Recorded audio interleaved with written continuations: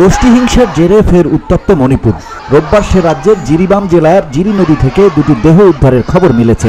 মণিপুর পুলিশের তরফে জানানো হয়েছে, ষাটোর্ধ্ব এক বয়স্কা এবং বছর দুয়েকের এক শিশুর দেহ নদীতে ভেসে আসে। রোববার পর্যন্ত জিরিবাম জেলায় মোট 6টি দেহ উদ্ধার করা হলো। মেইতেইরা মনে করছেন ওই 6টি দেহ জিরিবাম থেকে অপহৃত 3 মহিলা এবং 3 শিশু। যদিও আরও একটি অংশের দাবি, নদীতে আরও কিছু দেহ ভেসে আসতে দেখা গেছে।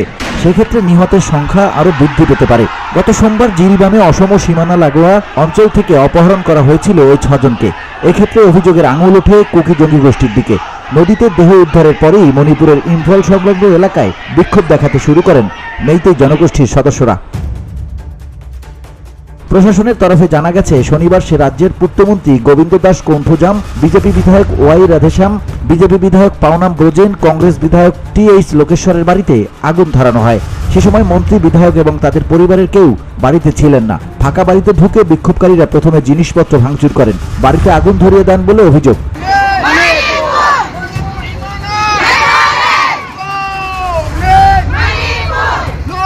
ইম্ফল পূর্ব জেলার লুয়াংসাংবামে মুখ্যমন্ত্রী এন বীরেন সিংহের পৈতৃক বাড়িতে হামলার অভিযোগ ওঠে। হামলা হয় মণিপুরের স্বাস্থ্য এবং পরিবার কল্যাণ মন্ত্রী সাফম রঞ্জন, বিজেপি বিধায়ক তথা মুখ্যমন্ত্রী এন বীরেন সিংহের জামাতা আর.কে. ইমোর বাড়িতেও। হামলাকারীদের দাবি, জিরিবাম জেলায় 6 জনকে খুন করায় অভিযুক্ত যারা, তাদের 24 ঘন্টার মধ্যে গ্রেপ্তার করতে হবে। পরিস্থিতি নিয়ন্ত্রণে রাখতে শনিবার বিকেল 4:30 থেকে ইম্ফলে কারফিউ জারি করা হয়। ইম্ফল পশ্চিম, ইম্ফল পূর্ব, বিষ্ণুপুর, চূড়াচাঁদপুর সহ মোট 7 জেলায় ইন্টারনেট পরিষেবা বন্ধ করে দেওয়া হয়।